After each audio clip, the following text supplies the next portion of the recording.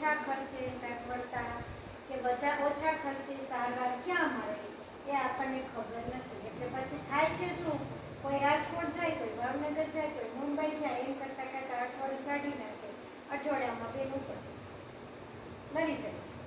કેમ કે છાતી, આપણો છાતીનો ભાગ છે એ એકદમ નાજુક ભાગ છે. બહેનોના શરીરમાં છાતી ને ગર્ભાશય છે એ એવો ભાગ છે કે એકદમ નાજુક છે. અને નાજુક ભાગની અંદર, છાતીની અંદર જે જંતુઓ વધે, છાતીના કેન્સરના જંતુઓ બહુ જલ્દી ફેલાય. બધા એમ કે પોચું હોય ને બધા આંગળી દબાવે, કહેવત છે ને એને. તો આપણા નાજુક ભાગની અંદર કેન્સરના જંતુઓ બહુ ફેલાઈ જાય. આજે કદાચ હું રિપોર્ટ કરાવું મારા છાતીનો, આજે મને ખબર પડે કે મારા છાતીમાં કેન્સરના જંતુ છે, તો તમે વિચારો કે 2 કલાકમાં 1 લાખ વધી જાય, 2 દિવસમાં 1 કરોડ વધી જાય. અને એનાથી 2 દિવસ 4 દિવસ તમે જો માથું મારો તો કરોડોની, લાખોની સંખ્યામાં, કરોડોની સંખ્યામાં છાતીમાં ફેલાય છે. એક છાતીમાં હોય એનો ચેપ બીજાને લાગે, બીજી છાતીમાં હોય એનો ચેપ સીધો ગર્ભાશયમાં ઉતરે.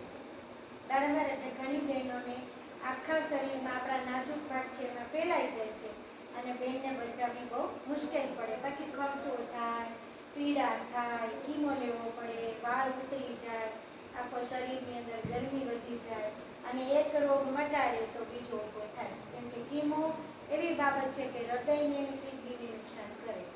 એટલે જેમ છાતીના કેન્સરથી બેન હાજી થાય તો કિડની બગડે, કિડનીમાં હાજી થાય તો હૃદય બગડી જાય, એટલે મરી જાય છે.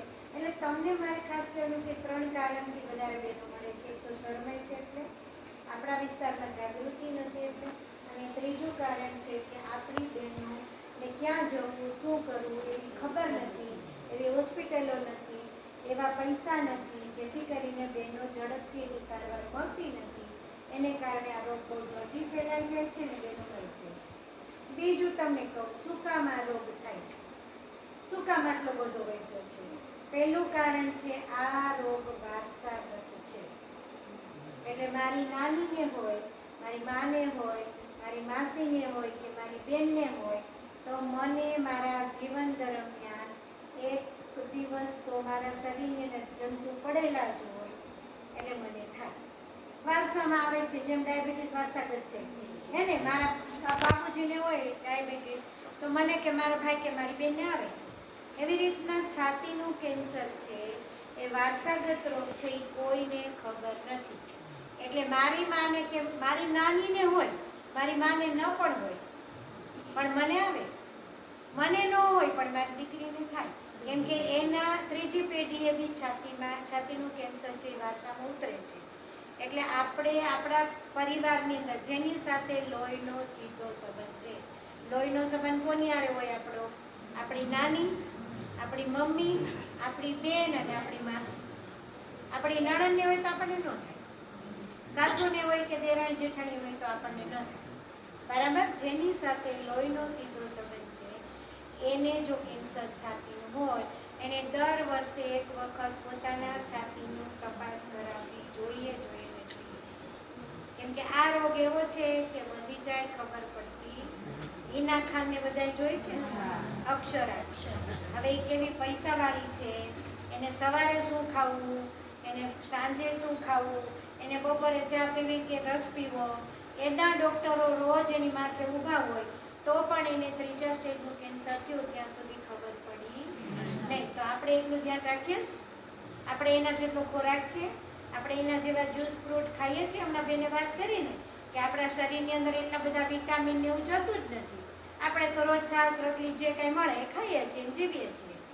એના જેટલું આપણને સગવડતા, એના જેટલી આપણે આરોગ્યની સુવિધા, એના જેટલી આપણા ફ્રૂટ જ્યુસ વિટામિન મળતા નથી. તો પણ હિના ખાન બેનને આપણે 3જા સ્ટેજમાં વયા ગયા. તમે વિચાર કરો હે ને. હવે બીજું કહેવાનું કે પહેલું કારણ છે વારસાગત, બીજું કારણ છે આપણે ખેતીની અંદર જે પ્રકારે દવાઓ અને જે ખાતરો નાખે, દવા છાંટે છે, પરદેશી ખાતર નાખે છે, અત્યંત નુકસાન કરે છે. આ બીજું કારણ છે. આપણે કોઈ પણ વસ્તુ એક પણ વસ્તુ હા બીતા જ ખાવાનું છે. એક પણ વસ્તુ ચોખ્ખી મળતી નથી. દૂધ બી ચોખ્ખું નથી મળતું. કેમ કે એ જે ઘાસ ખવડાવે છે એમાં છાંટેલું હોય રચકામાં, અને એ ગાય કે ભેંસ ખાય કે બકરી ખાય એ આપણે દૂધ પીએ, એટલે આપણા શરીરની અંદર કોઈ પણ રીતે ઝેર પેટમાં જાય છે, રોજ જાય છે ખોરાકના રૂપમાં. પછી આપણે બહારથી શ્વાસ લઈએ છીએ એટલે ખેતરમાં છાંટેલું હોય આપણા વાતાવરણમાં ફેલાય, એ પવન બધી જગ્યાએ લાવે, આપણે શ્વાસ તો લેવો જ પડે. શ્વાસ લઈએ એટલે ફેફસામાં કેમિકલ ભરાઈ જાય છે, ઝેર ભરાય છે, આપણે ખાઈએ છીએ કોઈ પણ પ્રકારની શાકભાજી, કઠોળ, અનાજ, દૂધ, છાશ, આ બધાની અંદર દવા છાંટેલી હોય આપણે ખાઈએ છીએ. બીજું કારણ છે આપણે બહારનું ખાવાનું ચલણ બહુ વધ્યું છે, હે ને? સોસ, પિઝા, શું કહેવાય, હા, ફાસ્ટ ફૂડ, પડીકા ખાય. તમે છોકરાઓ પડીકા ખવડાવો ને, છોકરાને પડીકા નહીં ખવડાવે. ઓલા નાના નાના છોકરાઓ દુકાનમાંથી 10 રૂપિયાનું વેફરનું પેકેટ લાવે, પોપકોર્ન લાવે, વેફર લાવે, કુરકુરે લાવે, કેટલું લાવે છે. હવે તમે વિચાર કરો કે આ બધું ફેક્ટરીમાં વરસ સાચવેલું હોય, અને એ દુકાનવાળો, ફેક્ટરીવાળો દુકાને લાવે, આપણે છોકરાને 10 રૂપિયા દઈને છોકરો આપણા ઘરે લઈ આવે. હવે એ છોકરું આપણું નાનું છે, અવળું નાનું કે મોટું કે બેનો ખાય, એ વેફરની અંદર નાઇટ્રોજન નામનો વાયુ ભરેલો હોય. એ વાયુ તમે પડીકું ખોલો, હું પડીકું દુકાનેથી લઈ આવું, આ બેનને નથી ખાવું, પણ હું તો બેઠી બેઠી એની બાજુમાં જ ખાઉં છું. એ ભલે ને ન ખાય, મારી બેન પણ એવું કહું, લેને ખાને તો ના પાડશે, ના ના હું જમીન આવી, મારે નથી ખાવું. પણ એની અંદરથી જે હવા નીકળે છે એ હવા ફેલાય તો એના શ્વાસમાં તો જવાની, કાંઈ હું પડદો દોડો નથી રાખવાની, બરાબર? એટલે આપણે જે વાતાવરણની અંદર જીવીએ છીએ, વાતાવરણ એટલું બધું પ્રદૂષિત છે કે એના કારણે આપણને શ્વાસમાં, ખોરાકના રૂપમાં આપણે ખાઈએ છીએ એમાં ઝેર આવે છે. ત્રીજું કારણ છે કોરોના જેવા જીવાણુ, હજી બી ફરે છે. હજી આપણે કંઈક જાહેર સ્થળે જઈએ તો કોઈ માસ્ક પહેરતા નથી. કોરોના હતો ત્યારે તમે મેં બધાએ માસ્ક પહેર્યા, પણ બધાએ ફેંકી દીધા. બધાને એમ થઈ ગયું કે આપણે તો હવે કંઈ થશે જ નહીં. ત્યારે તો બીક હતી કે બહાર નીકળીશ ને મને કોરોના થઈ જાય ને ઉપર વહી જઈશ તો, હે ને? એટલે બીકથી બધા પહેરતા હતા. પણ ખરેખર જાહેર સ્થળે જઈએ તો માસ્ક પહેરીને રાખવું પડે, બરાબર? માસ્ક નથી પહેરતા એના કારણે આપણે ઘણા બધા પ્રદૂષણ, આપણે શ્વાસમાં ઘણા જીવાણુઓ જાય છે અને શરીરમાં, ફેફસામાં ફેલાઈ જાય છે. પછી કોરોના જેવો સામાન્ય શરદી ઉધરસનો રોગ આવે તોય ફેફસા આપણા બંધ થઈ જાય અને ઉપર વયા જાય. શું કામ વયા ગયા બધા? કાંઈ કોરોનાથી કોઈ મર્યું નથી, ઊંચી લેજો. કોરોનાથી કોઈ મર્યું નથી, કોઈ બીકથી મર્યું નથી. આપણે એવા સંઘર્ષમાં જીવીએ છીએ, કોઈ બીકથી મરે એમ નથી. કોણ કેવી રીતે, શું કામ મર્યા છે વધારે લોકો?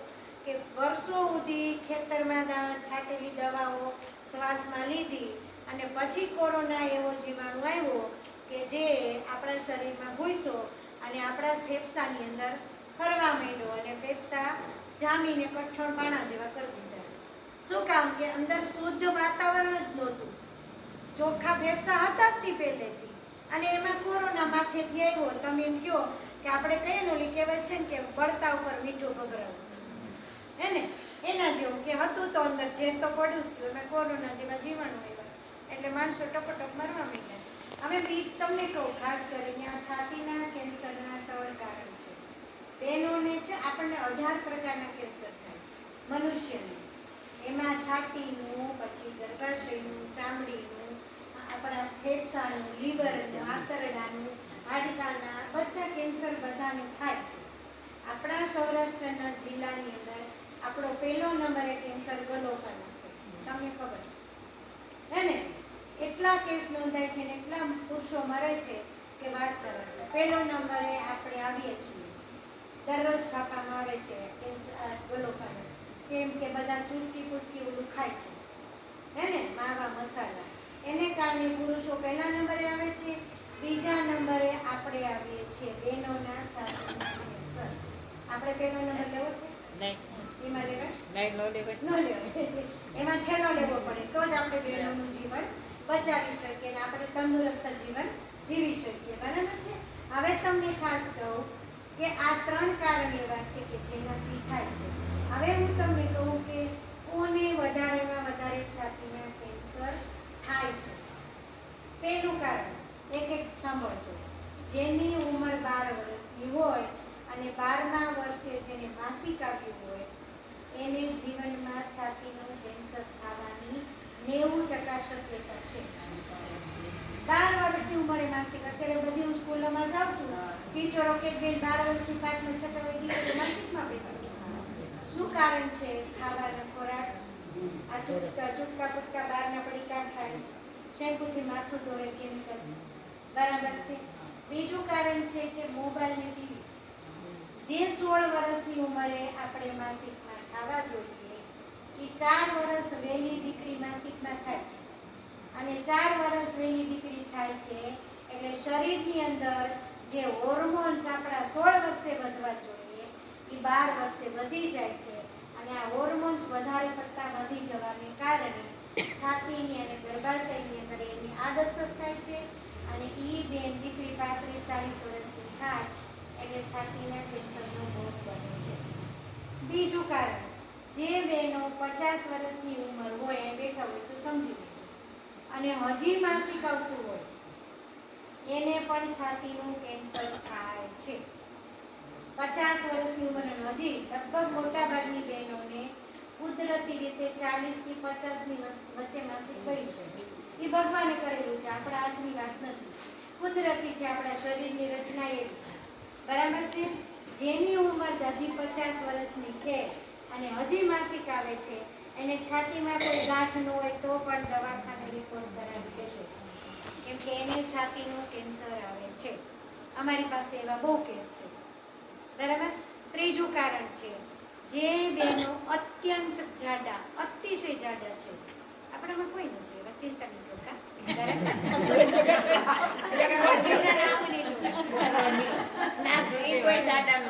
આપણે જાડા ન કહેવાય એટલા માટે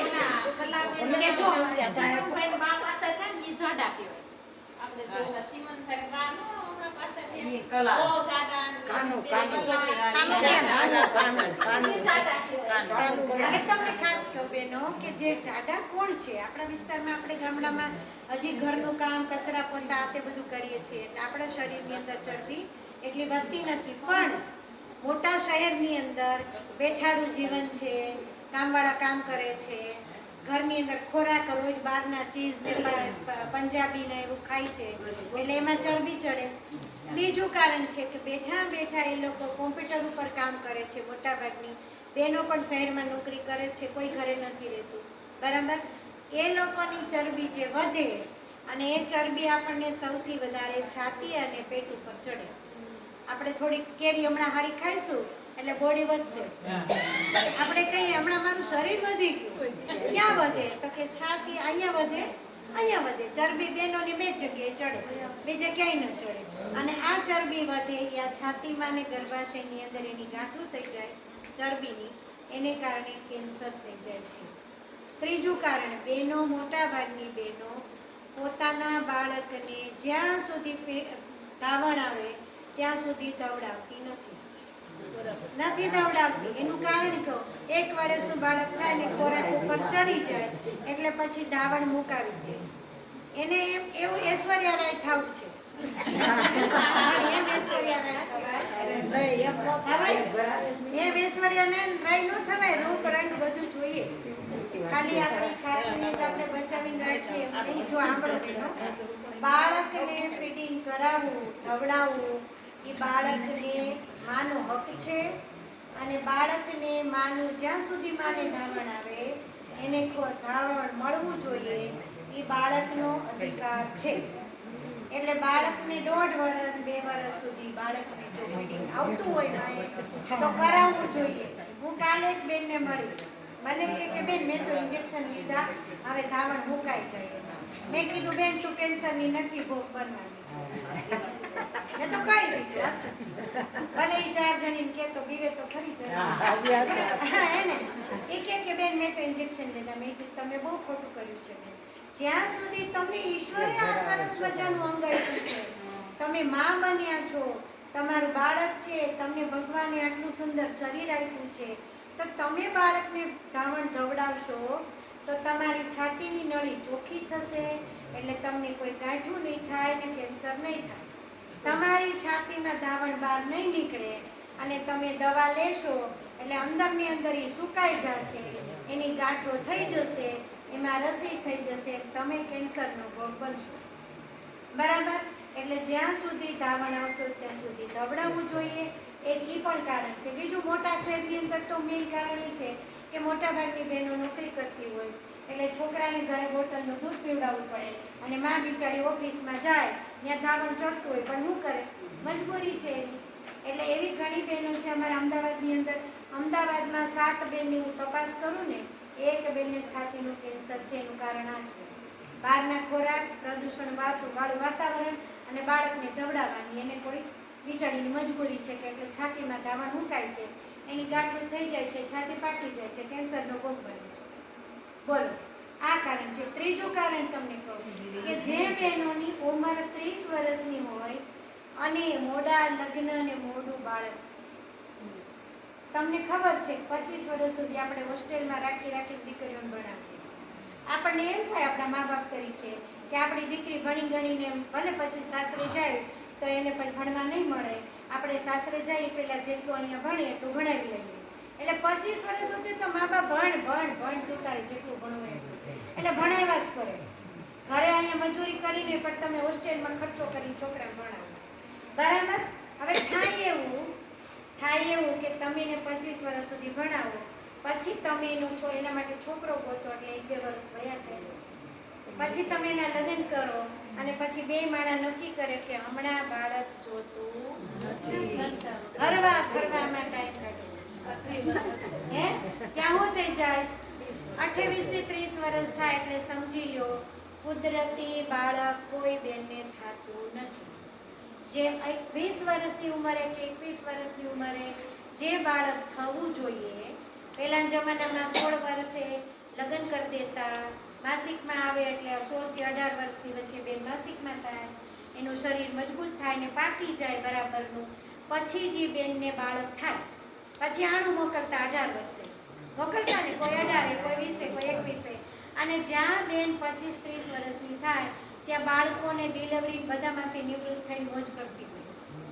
હવે અત્યારે શું થયું, 30-25 વર્ષે હાથે બેરે લગ્ન થાય, પછી હારે જાય, પછી રાહ જોવે બાળક થશે, પણ કુદરતી બાળક થતું નથી. હું અમરેલીમાં ઘણા બધા ગાયનેક ડૉક્ટરો જે છે, લેડી ડૉક્ટર, એની હોસ્પિટલમાં મારે લગભગ રોજ જવાનું થાય.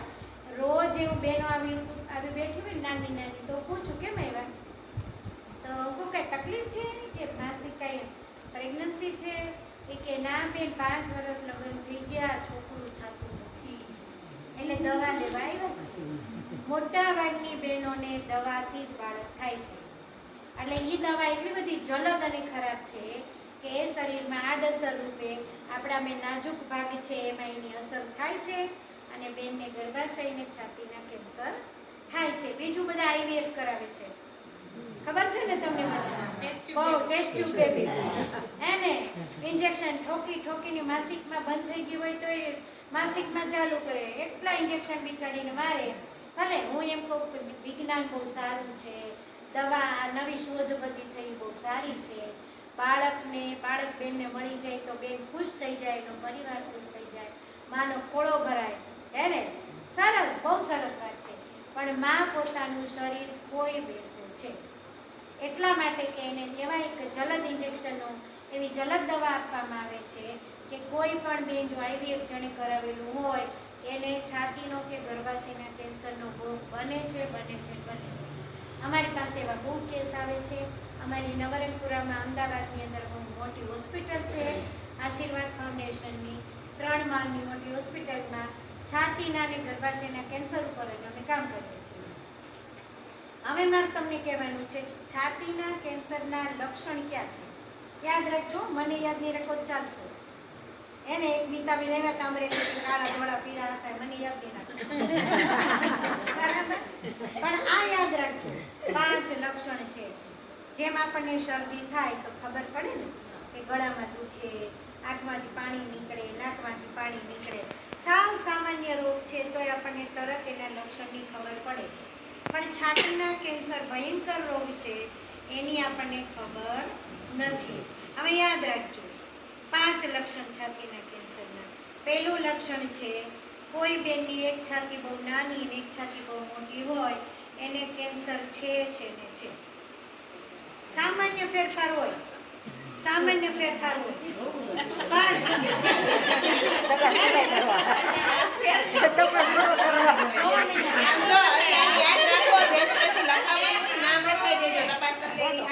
જો સાંભળો, હું બધું કહું છું તમને, બધી સરસ વાત કરું. 10-15 મિનિટમાં વાત મારી પૂરી કરું છું. જો છાતીના કેન્સરના લક્ષણ 5 યાદ રાખજો. છેલ્લે પરીક્ષા લેશો, ભલે નિશાળમાં નહીં લીધી હોય પણ હું તો લઈશ. બરાબર. પહેલું લક્ષણ છે એક છાતી બહુ મોટી, એક છાતી નાની હોય, એને છાતીનું કેન્સર હોય. બીજું લક્ષણ છે આપણી નિપલમાંથી કોઈ પ્રકારનું પાણી નીકળતું હોય, લાલ કલરનું, સફેદ કલરનું કે પીળા કલરનું. એને તાત્કાલિક રિપોર્ટ કરાવો, એને છાતીનું કેન્સર હોય ને હોય.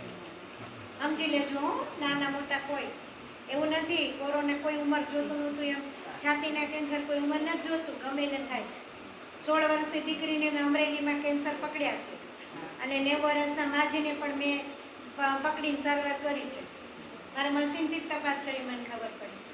16 વર્ષની 11મા ધોરણમાં ભણતી દીકરીને ગયા એપ્રિલ મહિનામાં આપણે ધડુક સાહેબ અમરેલીમાં છે એને ત્યાં 2 ગાંઠ કાઢી હતી છાતીમાંથી. 11મા ધોરણમાં ભણે છે. 2 છાતીમાં ગાંઠ હતી અને કેન્સર હતું. હવે એ જ દીકરીને હું દિવસે ન મળી હોત ને તો અત્યારે ભગવાન પાસે હોત. સમજી લો, હે ને? ઝડપથી ફેલાય છે. 2 મહિનામાં તો એનું મૃત્યુ થઈ જાય. મહિનો બહુ તો જરાક શરીર સારું હોય તો. હવે ત્રીજું લક્ષણ, 2 લક્ષણ કીધા, ત્રીજું લક્ષણ યાદ રાખજો. આપણી છાતી ઉપર લાલ કલરના કોઈ પણ પ્રકારના, જેમ આપણને ખંજવાળ આવે અને ચાઠવું પડે ને, જે ખરજવું થાય એવા છાતી ઉપર ચાઠા પડે એને છાતીનું કેન્સર હોય. ચાઠા પડે, ખંજવાળ વારંવાર આવે, ગમે એટલું ક્રીમ લગાડીએ તો એ મટે નહીં અને સતત આપણો હાથ ન્યા જાય, બહુ ખંજવાળીએ તો એમાંથી લોહી નીકળે, પાણી નીકળે, પ્રવાહી નીકળે, ઝીણી ઝીણી ફોડલી થાય, તો એ બેનને છાતીનું કેન્સર હોય. ચોથું લક્ષણ, ચોથું અગત્યનું લક્ષણ, બધા અગત્યના છે. આપણી નિપલ અંદરની બાજુ ખેંચાય. આપણી નિપલ ઉપર હોય, કુદરતે આપણને બહાર આપેલી છે, બરાબર ને, કુદરતી રચના છે. નિપલ અંદરની બાજુ જાય અથવા નિપલ ઉપર આપણને શિયાળામાં જે વાઢિયા પડે ને પગમાં, એવા જો વાઢિયા કે ચીરા પડતા હોય, અથવા તો છાતીની અંદર ક્યાંય ખાડા પડે, આપણી છાતી ઉપસેલી હોય પણ જો ખાડા પડે તો સમજવાનું કે બેનને છાતીનું કેન્સર છે. પાંચમું લક્ષણ, પાંચમું ને છેલ્લું લક્ષણ છે બગલમાં અથવા તો છાતીની અંદર દુખાવા વગરની ગાંઠ. દુખાવો ન થાય તો ચિંતા કરવાની જરૂર છે, દોડીને દવાખાને પહોંચી જજો. દુખાવો થાય તો સમજવાનું કે મૂંઢિયું ગુંગળું છે. દુખાવો થાય તો જરાય ચિંતા કરવાની જરૂર નથી, એની મેળે ફૂટી જશે, એની મેળે મટી જશે, બરાબર.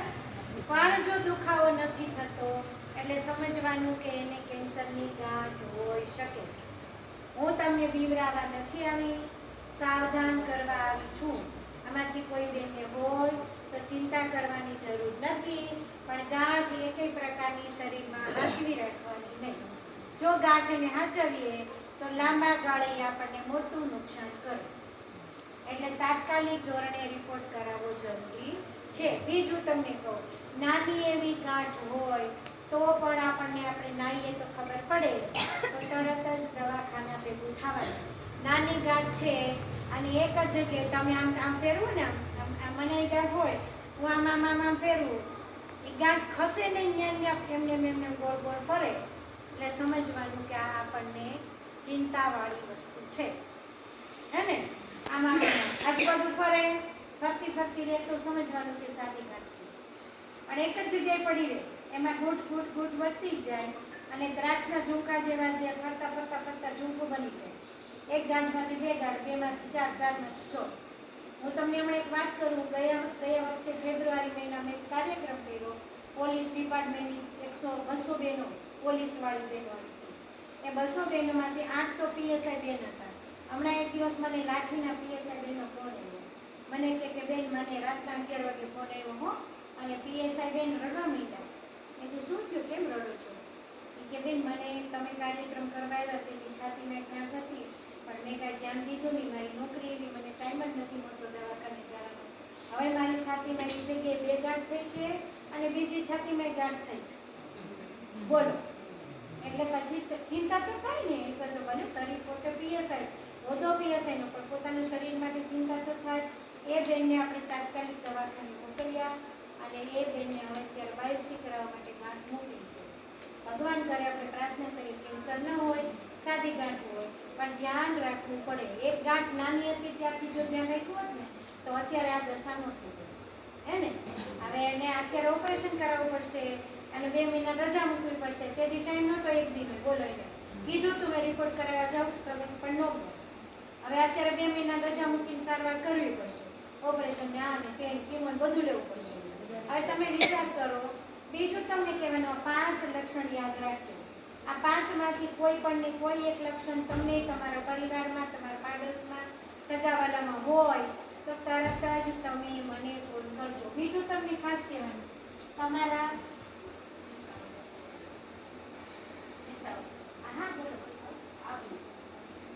હવે તમારું છે બુક આપીને 12 નંબરનું પાનું કાઢો. 12 નંબર આ પાનું કાઢો. આ મારી બુક મોટી છે, આ ઈ જ છે, પણ આ મારા હાથમાં નાની સમજાવવા આ જોયું હે ને? દેખાડું બધાને? આવી જાઓ.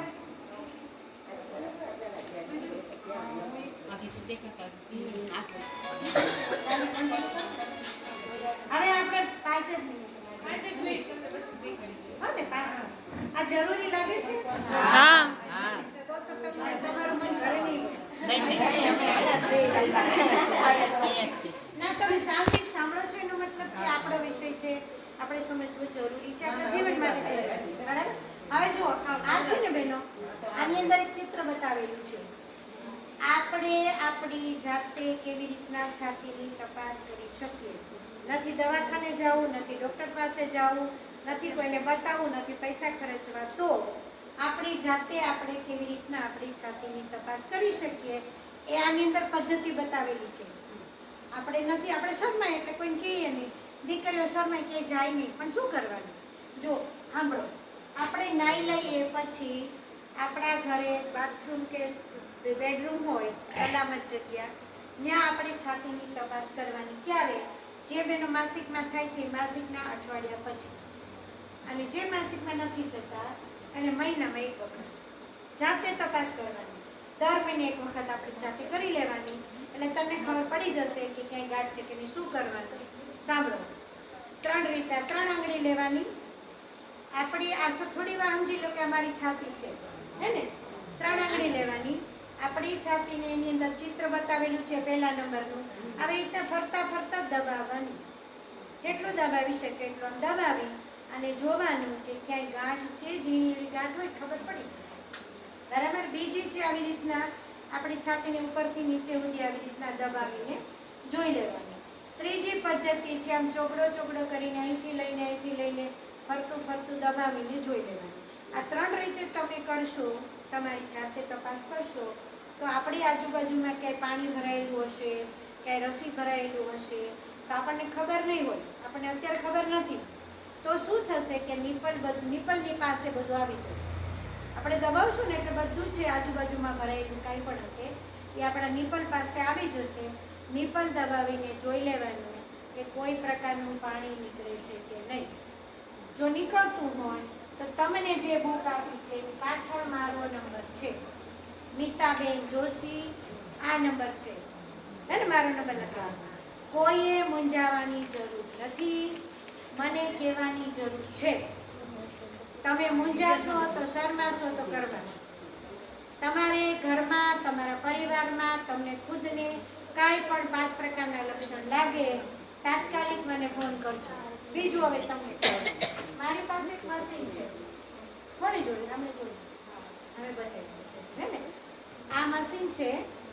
આ મશીન એવું છે કે આ મશીન રમકડું છે નાનું હે ને, પ્લાસ્ટિકનું રમકડું. તમારા વિસ્તારમાં મેળા થઈને મળતું હોય તો લેતા આવજો મારા માટે. એને આ છે પ્લાસ્ટિકનું નાનું રમકડું, પણ આ જર્મનીનું મશીન છે. આની કિંમત જ ખાલી 10 લાખ રૂપિયા છે. એને 10 રૂપિયાનું મળે તો થાય 10 લાખ. આની કિંમત ખાલી 10 લાખ રૂપિયા છે. બીજું તમને કહું, આ ગુલાબી પ્લેટ દેખાય છે ને, એને એ ખાલી પ્લેટ છે ને એ 2 લાખ રૂપિયાની આવે. મેં પરમદીપ બતાવી છે, મુંબઈથી મંગાવી પડે મારે. એ પ્લેટ 500 બહેનોની તપાસ થઈ જાય એટલે એ પ્લેટ નકામી થઈ જાય, બીજી નવી ચડાવવી પડે, પછી ફરી 500 બહેનોની તપાસ થાય. આ મશીન છે એમાં કોઈ પ્રકારનું રેડિયેશન આવતું નથી. તમે ફોટા પડાવો, સોનોગ્રાફી કરાવો, મેમોગ્રાફી કરાવો, એમાં રેડિયેશન આવે, એમાં તમને નુકસાન કરે. તમે વારંવાર ડૉક્ટર કહે કે જાઓ જાઓ જાઓ, એક તો રૂપિયા નાખીએ અને શરીરને નુકસાન કરીએ, હે ને. આ મશીન સેન્સરથી ચાલતું મશીન છે, એટલે કોઈ પણ 20 વર્ષની માંડીને 100 વર્ષના બેનને આપણે આનાથી એવી રીતના તપાસ કરીએ તો કોઈ નુકસાન નથી. બીજું કે તમને તપાસ હું કરું, દાખલા તરીકે આ બેનની મેં તપાસ કરી, એનું નામ આની અંદર નાખું મોબાઈલમાં, એનો ફોન નંબર ને એની ઉંમર આની અંદર લખું, પછી એની તપાસ હું કરું એટલે તરત જ એનો રિપોર્ટ 10 મિનિટમાં આની અંદર આવી જાય કે છાતીમાં કોઈ ગાંઠ છે કે નહીં. 10 જ મિનિટ. એક બેનની તપાસ કરતા 10 મિનિટ થાય અને તરત જ એને રિપોર્ટ એનો મળી જાય. તમે દવાખાને જાઓ થાય સુધી બેવું પડે રિપોર્ટ માટે, અને રૂપિયા ખીસું ખાલી થાય ને કે એટલા આપી દેવાના, કેમ કે આપણે માંદા પડ્યા છીએ એટલે આપી દેવા. બીજું તમને કહેવાનું છે બહેનો કે આ રિપોર્ટ છે ને આ 2 લાખ રૂપિયાની પ્લેટ થાય, મને એક રિપોર્ટ 833 રૂપિયામાં પડે છે એક રિપોર્ટ. અમે આનો ચાર્જ ખાલી ટોકન રૂપિયા 100 રાખ્યો છે. 100 રૂપિયા કોઈને અઘરા લાગે? ઘરે બેઠા તમે 20 બહેનો તૈયાર થાય, હું તમારે ઘરે આવી જઈશ, એક જગ્યાએ 20 ભેગી થઈ જજો, હું તપાસ કરવા આવીશ. બીજું એક ખુશખબર એ વાત છે કે હવે 15 દિવસની રાહ જુઓ, પછી અમે ફ્રીમાં કરવાના છીએ, 1 રૂપિયો નથી લેવાના, બરાબર. બીજું તમને કહેવાનું હોય, મશીને જ્યારે કાબલી પૂરી દો અને વધારીને હે ને. હવે જો તમને બીજું કે આ મશીન છે એ નાની એવી છાતીમાં ગાંઠ હોય, આપણે આમ તપાસ કરીએ તો પણ આપણને ખબર ન પડે, અને ગાંઠ હોય તો ગાંઠ પકડી લે છે. ગાંઠ પકડાયા પછી જ મેમોગ્રાફી કરાવવા જવાનું. મેમોગ્રાફીમાં તમને કહું, અમરેલીની અંદર ડૉક્ટર નીતિન ત્રિવેદી, બાળકોના ડૉક્ટરને ઓળખો છો? બધા ઓળખતા હશે, મોટાભાગના જાણીતા ડૉક્ટર છે. એમના ઘરવાળા ડૉક્ટર સ્વાતિબેન ત્રિવેદી છે, એમની પાસે મેં છાતીના રિપોર્ટ કરવાનું મશીન છે, એને કહેવાય મેમોગ્રાફી મશીન. સોનોગ્રાફી તો ઘણા ડૉક્ટર કરતા હોય. આખા અમરેલીમાં હું રાજુલા, ખાંભા, જાફરાબાદ ગમીના સેમિનાર કરવા જાઉં, કોઈ પણ બેનને તપાસ માટે બહાર લાવી હોય તો અમરેલી સ્વાતિબેનને ત્યાં લાવવા પડે, કેમ કે આખા અમરેલીમાં એક જ બેન એવા છે જેની પાસે મશીન છે. આ બેનની પાસે તમે રિપોર્ટ કરાવવા જાઓ 3000 રૂપિયા લેશે. કેટલા? કેમ કે પોતે પ્રાઇવેટ ડૉક્ટર છે, એનું મશીન 2 કરોડ રૂપિયાનું છે, હે ને. 3000 રૂપિયા એક છાતીના, 3000 બીજી છાતીના.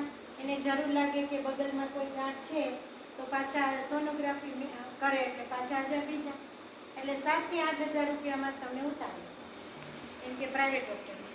પણ અમે સ્વાતિબેનને કીધું છે કે જો બેન હું કોઈ પણ જગ્યાએ સેમિનાર કરવા જાઉં કે મારી કોઈ બેનને એવું લક્ષણ લાગે, આજે તમે આવ્યા, આમાંથી કોઈને જવું હોય પણ ઉંમર આપણે 40 વર્ષની હોવી જોઈએ, નાની ઉંમરની બહેનોની નથી કરતા, કેમ કે એના રેડિયેશન બહુ ખરાબ આવે, એને હજી બાળકોને જન્મ આપવાનો હોય, ઉંમર નાની હોય, પ્રેગ્નન્સી બાકી હોય તો એ લોકોને તપાસ ન થાય, કેમ કે એ નુકસાન કરતા છે, એટલે સરકારના કાયદાની વિરુદ્ધ છે, હે ને.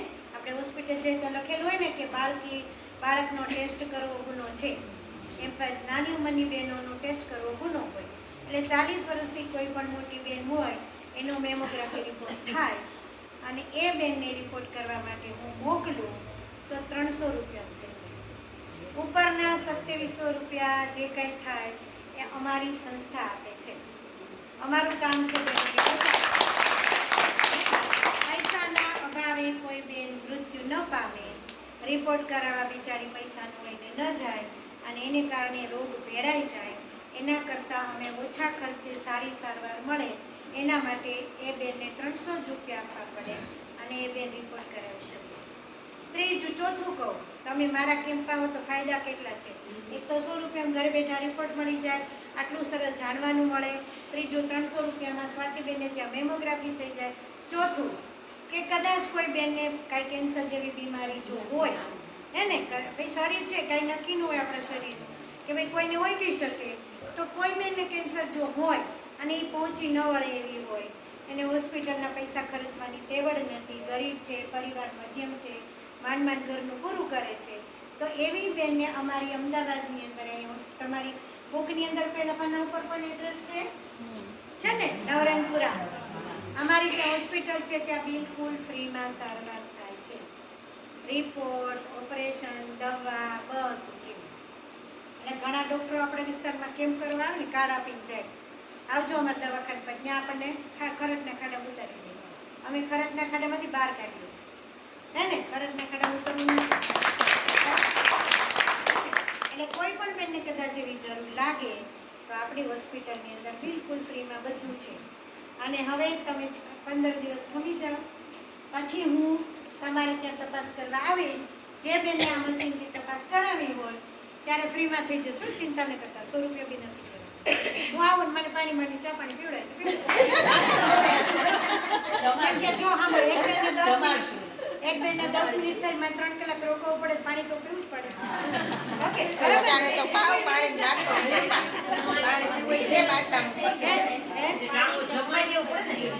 તમારી ભાવના સરસ છે, એ બદલ તો ખાસ સરસ. જરા પાણી પી લો, પછી પાછી એક થોડીક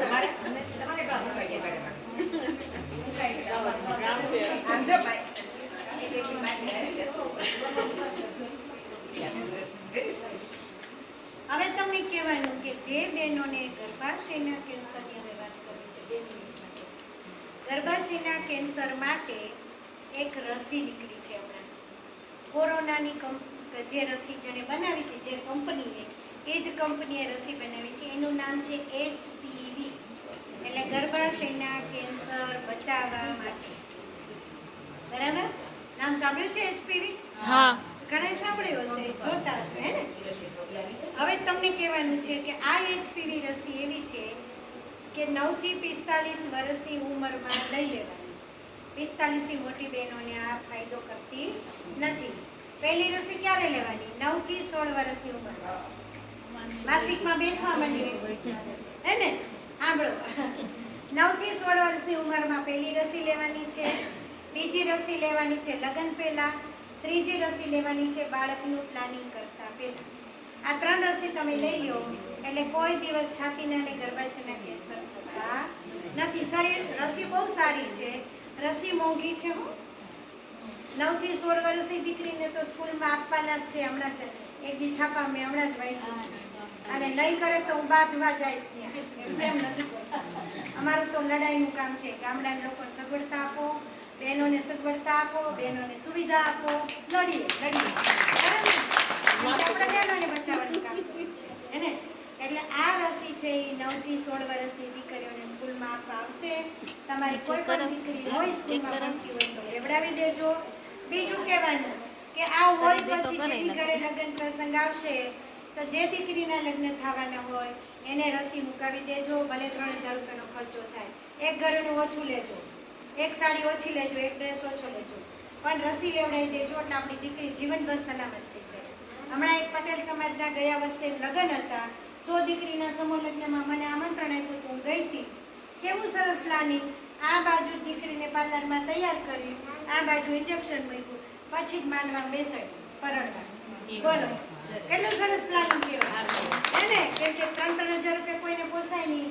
સમૂહ લગ્નની અંદર મોટા ભાગની જરૂરિયાતવાળી બહેનો દીકરીઓ જતી હોય, લગ્ન થતા હોય, તો આવી દીકરીને રસી આપી હતી. અને મને તો ખરેખર, હું જ્યાં સેમિનાર કરું દાખલો આપું છું કે આ સરસ તમારું કામ છે. 100 દીકરીને પછી જ પરણવા બેસાડી. હવે કાંઈ કોઈના લગ્ન થતા કે ઇન્જેક્શન દે, પણ દીધા. કેમ કે એને સલામતી, જો લગ્ન પછી ડિલિવરી થાય, બાળકો થાય, ચેપ લાગવાની શક્યતા છે ને. હા, સહી સલામત 100 બહેનો સલામત થઈ ગઈ. હા, હવે તમને હવે સાંભળો, તમને આ મારી વાત સમજાણી હોય તો તમારા નસીબ. થેન્ક યુ નીરુબેને મને અહીંયા બોલાવી. તમે આટલી મારી હોય આ સાંભળી બહુ સરસ રીતે તમે તમે મારી વાત સાંભળી એ બદલ ખૂબ ખૂબ આભાર તમારો. અને તમે બધા ખૂબ સ્વસ્થ રહ્યો, મસ્ત રહ્યો એવી ભગવાન પ્રાર્થના.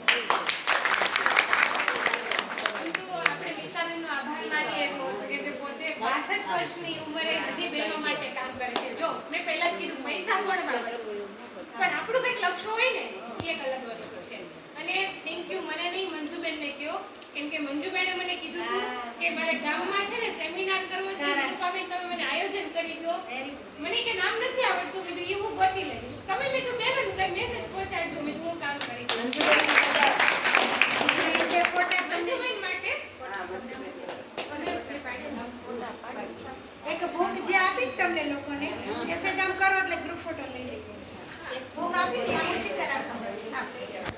એટલે આપણને ખબર પડે કોને કોને નથી આવી. બાકી છે આ બાજુ બાકી છે. ઓકે બધા સરસ બાકી છે ને આપી દઈએ હમણાં. ઓકે બધા બુક જી કરો એટલે મને ખબર પડે. આ બુકની અંદર મેં જે સમજાવ્યું બધું છે. ચિત્ર છે, ગુજરાતીમાં છે, જે ભણેલા નહીં હોય એને પણ સરસ રીતે સમજાયું છે. જાતે તપાસ કરજો, આમાં સરસ ચિત્ર આપેલું છે. ઓકે થાકી ગયા નહીં લઉં તમારી થોડા નહીં પડતા.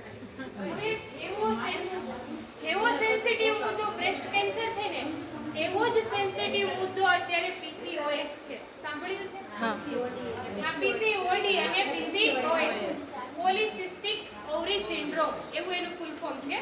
આમ તો બહુ મોટો વિષય છે, પણ તમે બધા 2 વાગ્યાના આવી ગયા છો એટલે તમને થાક ન લાગે ને બીજી વાર બોલાવું તો નહીં એવું. એટલે 20 મિનિટમાં પૂરું કરું. ઈ સાથે આપણે છે ને અત્યારે પેડનું વિતરણ કરવાના છે. પેડે એમને સંસ્થાઓથી બુકનું વિતરણ કર્યું. તમે મેમરી બનાવીને જાઓ અને કાયમ બીજાને પણ કામ આવે, બુક બીજાને પણ વાંચવા આપજો. અને અમે છે ને PCOS નું અવેરનેસનું કામ કરીએ છીએ. બહેનોને લઈને મેન્સ્ટ્રુઅલ હાઇજીન ઉપર અમે ઘણું બધું કામ કરીએ છીએ. અત્યારે હું એક પેડ બધાને એક આપી દઉં. બરાબર? ત્યાં હું મારી વાત ચાલુ રાખું, તમે મારી વાતમાં ધ્યાન દેજો. એ મારું સાઈડમાં કામ કરે. બોક્સમાં તો કોઈ વાત ન પડી. હવે છે ને એક બધાના નામ આવી ગયા છે ડાયરીમાં. ખ્યાલ છે બધાને? હા બધા. જો જેમનું નામ ન લખાણું હોય એ ખાસ લખાવી જાજો, કેમ કે મારે ઉપર નોંધ આપવી પડે. એટલે તમારે ફોટો કરવો હોય તો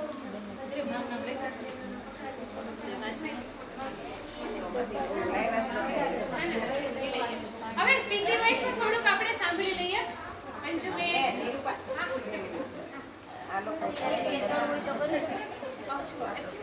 પાસે એટલો બધો ટાઈમ નથી, પણ 20 બહેનો થઈ જાય ને તો મેડમ ચોક્કસ આપણા ગામમાં આવશે. જો આજે છે ને હું એટલા માટે નથી કરતી કે તમારે 100 રૂપિયા શું કામ ખોટા દેવાના. 15 દિવસ મારે 100 રૂપિયા તમારી પાસે જ નથી લેવાના. તમને કહો પડશે. હા બધાને એક આપું છું. સાંભળો અરે ભાઈ મહેમાન જો આપણે 15 દિવસ પછી કોઈ એક તારીખ નક્કી કરો. આજે તમે ખાલી 40 બહેનો છો બરાબર, પણ હજી આપણે આખા ગામની બહેનો સુધી મેસેજ પહોંચાડીએ, કેમ કે આ પુણ્યનું કામ છે. મારી તો સેલેરી કઈ ઓછી નહીં થાય, મેડમની ઓછી નહીં થાય, પણ છતાં અમે બહેનો સુધી પહોંચવાની ટ્રાય કરીએ છીએ. મંજુબેનને તો આમાં કાંઈ નહોતું મળતું, તો એને કીધું ગામમાં બધાને કે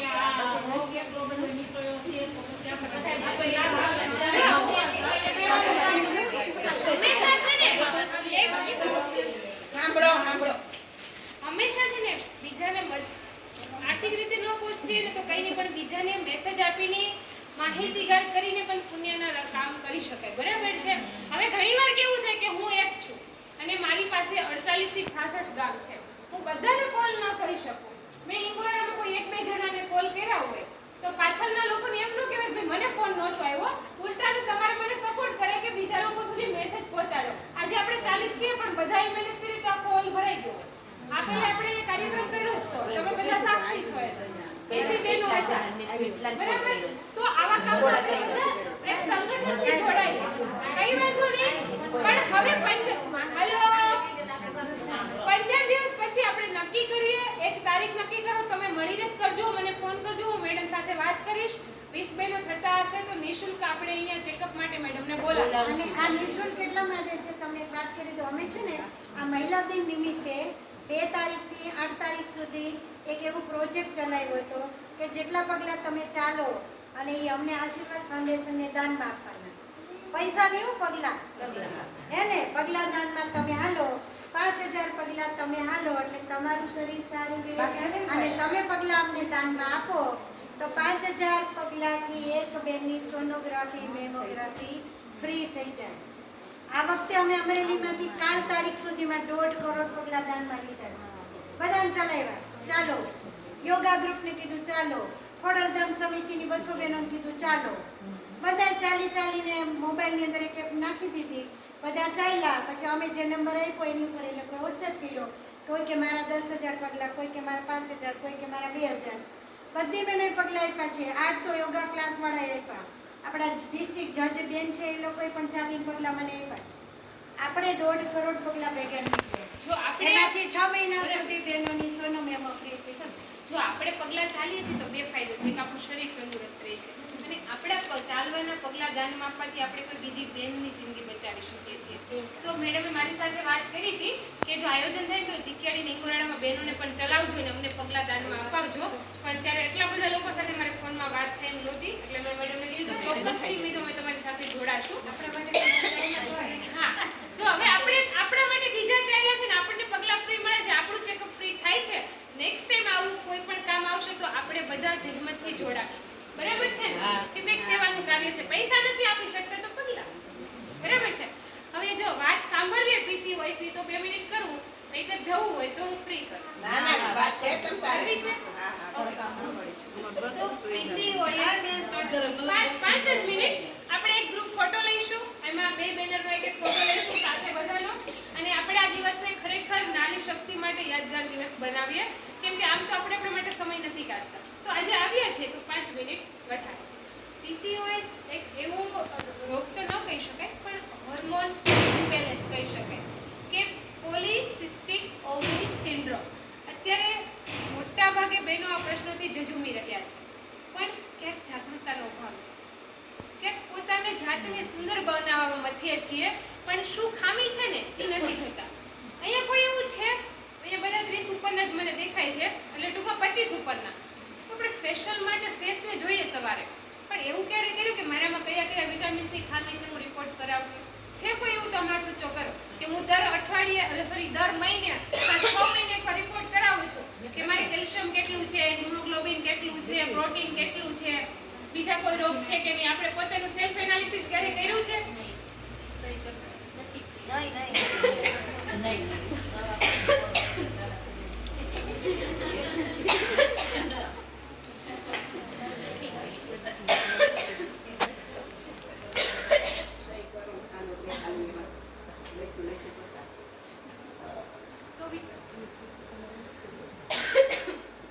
તો વિચારવા જેવું ખરું?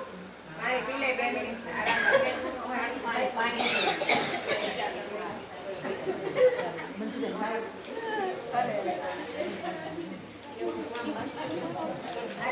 ઓકે. તો આપણને ખબર છે કે PCOS ના લક્ષણો કેવા છે?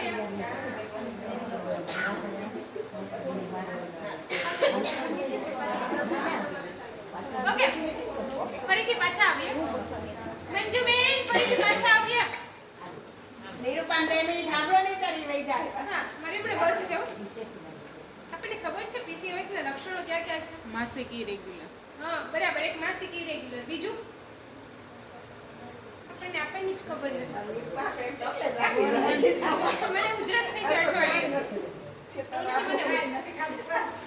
મને ઉધરસ થઈ છે, તમે તો હતા મારી હારે તબિયત બરાબર. એટલે કહું છું ખરી કે મારે હવે PCOS છે એ બહુ ગંભીર બાબત છે જે આપણને ખબર નથી કે એના લક્ષણો ક્યાં છે. એક છે ને તાત્કાલિક વજન વધવો, ફેટ બનવું. બીજું કે આપણા બોડી ઉપર વધારાના વાળ ઉગવા. રૂવાટી તો હોય જ પણ એમાં થિકનેસ આવવી, જાડું થવું. બરાબર. ત્રીજું છે કે આપણી શરીરનો હોર્મોન્સ ઇમ્બેલેન્સ થાય, એના લીધે આપણો અંડાશયનો આકાર બદલે. નોર્મલ અંડાશય હોય ને નાનું, પણ જેને PCOS નો પ્રોબ્લેમ હોય ને એનું અંડાશય કાં તો મોટું ફૂલીને થાય ને કાં તો ચીંકુડાય છે. એની સાથે સાથે આ થવાનું મુખ્ય કારણ એ છે કે ઇન્સ્યુલિન છે ને એ ઇમ્બેલેન્સ થાય કે આપણા બોડીમાં ઇન્સ્યુલિન વધે એટલે આપણી બોડી એને સામે પ્રોટેક્ટ ન કરી શકે, પ્રતિકારકતા ન આપી શકે, એટલે PCOS વધે. PCOS છે ને 2 જ મિનિટ બોલી, બધા નથી બોલવું, આમે નથી મજા. PCOS છે ને એ મેઇન છે ને માસિક ચક્ર ઉપર આધાર રાખે. જો તમારી સાયકલ છે એ રેગ્યુલર નથી તો ખાસ ચેકઅપ કરાવો, કેમ કે આની સાઈડ ઇફેક્ટ એ છે કે તમે છે ને વંધ્યત્વપણું એટલે કે ટૂંકમાં છે ને પ્રેગ્નન્સી કન્સીવ ન કરી શકો લાંબા સમયથી. પછી બીજું એ છે કે ઉંમર વધી ગયા પછી તમે તમારા શરીરને મેન્ટેન ન કરી શકો, તમારું બોડી સતત વધી જ જાય. કેમ ઓલો થાઇરોઇડ વાળાને લીલો હોય તો ઝાયલું જ જાય, એની જેમ PCOSમાં થાય. એટલે ઘણા બધા એવા લક્ષણો છે કે તમે કવર ન કરી શકો, કેમ કે આજે ઉદ્ભવ થવાનું મુખ્ય કારણ શું છે ને એની ઉપર R&D ચાલે છે, રિસર્ચ ચાલે છે. ડોક્ટરો હજી પકડી નથી શક્યા. લક્ષણો ખબર પડ્યા કે શરીર ઉપર વધારાના વાળ ઉગે છે અથવા રૂવાટી જાડી થાય છે, શરીર છે એનું જે માસિક ચક્ર છે એ બેલેન્સ થાય છે, શરીરમાં મોટાપો આવે છે, આ બધા લક્ષણો મળી ગયા છે, પણ હજી થવાના મુખ્ય કારણો નથી મળ્યા. અને રિકવર કરવા માટેની ફૂડ છે, મેડિસિન પણ શોધાઈ ગઈ છે, પણ કારણો નથી મળ્યા. મેડિસિનમાં એવું છે કે તમારે વધારે પડતું ગ્લુકોઝ વાળું ખાવાનું નથી, જેમ કે ઘઉં. આપણો અત્યારે મુખ્ય ખોરાક ઘઉં, સવારે ભાખરી, બપોરે રોટલી, સાંજે ભાત, બાજરો, જુવાર, મકાઈ, બધું સાઈડ ખાવાનું. હું ખાલી ઘઉં ખાઉં છું, એમાંય બહુ સારું છે, વાંધો નથી મને, પણ જ્યાં સુધી બોડી પ્રોટેક્ટ કરી શકે, પ્રતિકારકતા આપી શકે ત્યાં સુધી બેસ્ટ. નથી આપતું તો આપણો ખોરાક છે ને એ જ આપણા રોગનું ઘર બની છે. જે લોકો ઘરમાં વધારે ઘઉં ખાતા હોય ને એને ગ્લુટેન ફ્રી ઘઉં આવે, ઇમરવીટ નવી વેરાયટી આ વર્ષે ફાઇન્ડ થઈ છે અને અમે ક્યાંક ખેડૂતોને ડેમો કરાવ્યો છે. તો તમારે જેને PCOS નો મુખ્ય પ્રોબ્લેમ હોય બધા ચેક કરાવજો, અથવા યુટ્યુબ ઉપર અને ગૂગલમાં બહુ બધા રિસર્ચ પેપર છે. મેં પણ એમાંથી બહુ બધું સ્ટડી કર્યું હતું, પછી તમારી સામે બોલું છું કે જ્યાં સુધી આપણને ખબર ન હોય ત્યાં સુધી આપણે બીજાને રોંગ મેસેજ પાસ કરવો નહીં, બરાબર? તો ગ્લુટેન ફ્રી ઘઉં આવે છે. આજકાલ ડાયાબિટીસ વધી છે, ઉંમર નથી જોતી. મારી ફ્રેન્ડ છે એને 10 વર્ષથી છે, એટલે 15 વર્ષની હતી ત્યારથી છે. એટલે અત્યારે નવા જે બધા પાકો વિકસિત થઈ છે ને એ બધી તરત ઉત્પાદન ઓછું આપશે એ ઘઉં, પણ ગ્લુટેન ફ્રી ઇમરવીટ કરીને એક વેરાયટી છે, એ ટ્રાય કરજો. પોતાના ઘરને PCOS થી હોય કે બીજા કોઈ પેરાલિસિસ જેવા એટેકથી હોય કે કેન્સરથી હોય કે ડાયાબિટીસ હોય, હાઇપરટેન્શન એટલે બીપી, આ બધાથી રોગથી બચાવવા હોય તો ખાસ તમારા ખોરાક ઉપર ફોકસ કરજો. કેમ કે જો પૈસા હશે પણ આપણે નહીં હોય ને તો પૈસાનું કોઈ મૂલ્ય નથી. મંગલો પેડો રે, બરાબર છે? વધારે વાત નથી કરવી કેમ કે બધા બહુ જાગૃત છો. યુટ્યુબ ને ગૂગલ વાપરી લેજો. થોડા ઘણા કઈ તમારા પ્રશ્ન હોય ને તો પૂછી જો. અહીંયા કોઈ ભાઈઓ નથી એટલે શરમ બરમ બધું મૂકી દો અને અહીંયા જે વાત થઈ ની બહાર જ નથી કરવાની, એક ખખેરી નહીં જાજો. ત્યાં હું મેતા મેડમ લેતા જશું, બરાબર? એક પ્રશ્ન હતો મેડમ બેનનો કે આપણે જે બેનો છે એ અંડરવેર પહેરે છે તો એ સાંજે પહેરીને સૂઈ જાય તો એનાથી બ્રેસ્ટ કેન્સરમાં કોઈ ઇફેક્ટ ખરી? જો એક તો પહેલી વસ્તુ એ છે કે આપણે જે કોટન છે ને, કોટનના કપડાં, તમને ખબર છે કે જે રેશમી કપડાં કેમિકલથી બને છે, બને તેવડી કોઈ કેમિકલવાળા કપડાં નહીં પહેરવાના. અંદરના કપડાં ખાસ, ઉપરના પહેરો તો ચાલે, બરાબર છે? એટલે બહુ એક તો 40 વર્ષથી ઉપરની ઉંમર હોય એ લોકોએ હંમેશા લૂઝ કપડાં થોડા રાખવાના, કેમ કે આપણા બોડી હોય એની અંદર આપણે સતત ફિટ બધું પહેર્યા કરીએ, બધું આપણે દ્રાવે બધું, તો થાય એવું કે બધા અંદર છે ને પછી બધું સંકોચાઈ જાય, આપણી નસો સુકાઈ જાય, એને કારણે આપણે નુકસાન થાય. એટલે 40 વર્ષથી મોટા